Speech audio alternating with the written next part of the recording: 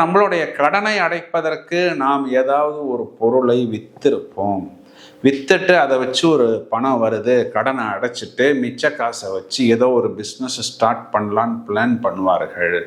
வாங்குறவர்களும் புத்திசாலித்தனமாக வாங்கி விடுவார்கள். வாங்கிவிட்டு பேலன்ஸ் பணத்தை இவர்களுக்கு கொடுக்காமல் போவதற்கும் வாய்ப்பு இருக்கு.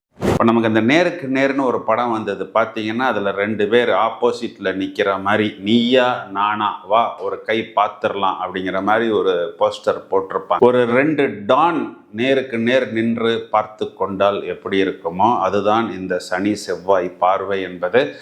தங்களது பெயர், புகழ், அந்தஸ்து இது 3 விஷயத்துக்கும் களங்கம் ஏற்படுவது போல் இந்த பாதகாதிபதி இவர்களை பார்க்கிறார். அப்போ தவறான ஒரு செயலை நாம் செய்ய போய் அவசரமாக செய்ய போய் அதற்குண்டான ஒரு ஃபைன் கட்ட வேண்டிய ஒரு சூழ்நிலை என்பது இவர்களுக்கு ஏற்படும்.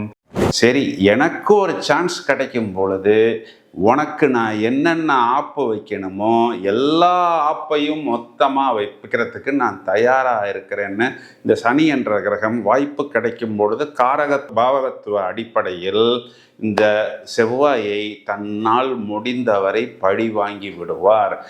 இவங்களுடைய பேரு, இவர்களுடைய அந்தஸ்து, இவர்களுடைய புகழை வைத்து வேற ஒருத்தர்கள் அந்த ஒரு பிரிவிலேஜை அதனை பயன்படுத்தி கொள்வார்கள். என்னன்னா, இவர்களுக்கே தெரியாமல் இவர்கள் பேரில் மற்றவர்கள் கடன் வாங்குவார்கள்.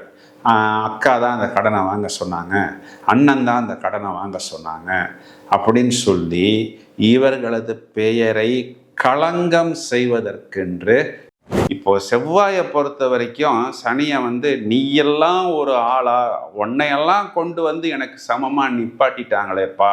பிரகாஷ்ராஜ் ஒரு படத்தில் சொல்லுவார், டேய் நீ எல்லாம் என் லிஸ்ட்லேயே இல்லைடா, எப்படிடா நீ எல்லாம் உள்ளே என்கிட்ட மாட்டினன்னு சொல்லுவார். அதை போன்ற ஒரு அமைப்பு தான் இந்த செவ்வாய் என்ற கிரகத்திற்கு சனி மேல் உண்டு.